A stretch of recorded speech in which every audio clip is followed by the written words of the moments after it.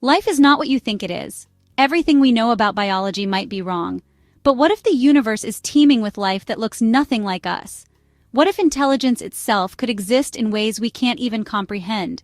The truth is, carbon-based life, our life, is just one possibility. And the more we search the cosmos, the more we realize life could be far more diverse and bizarre than we ever imagined. All right, let's talk about carbon. This little element is basically the MVP of life on Earth. Everything from bacteria to blue whales runs on it because carbon is an absolute bonding champion, linking up with other elements to form all the complex molecules we need to exist.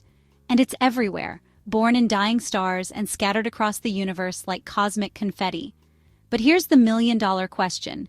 Is carbon really the only way to build life, or is the universe hiding some weird alternative biochemistries?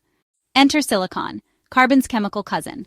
Silicon also forms 4 bonds, leading some to wonder if life could emerge from it instead.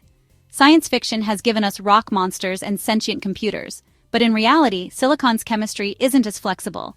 It doesn't build stable, long chains like carbon, and when it meets oxygen, it just turns into sand.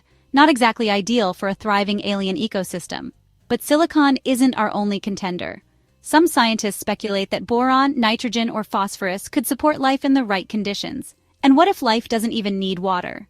On Saturn's moon Titan, lakes of liquid methane replace oceans, and NASA has proposed that alien cells there might use nitrogen-based membranes instead of lipids, creating life that would be utterly unrecognizable.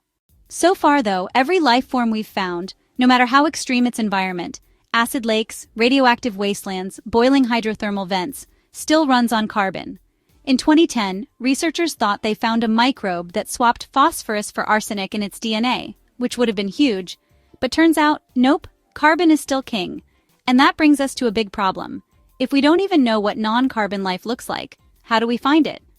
Most space missions are designed to look for carbon-based life because, well, that's all we know. But what if alien life is playing by different rules? Instead of scanning for carbon molecules, some scientists suggest looking for weird atmospheric compositions, strange energy emissions, or self-sustaining chemical reactions that defy physics.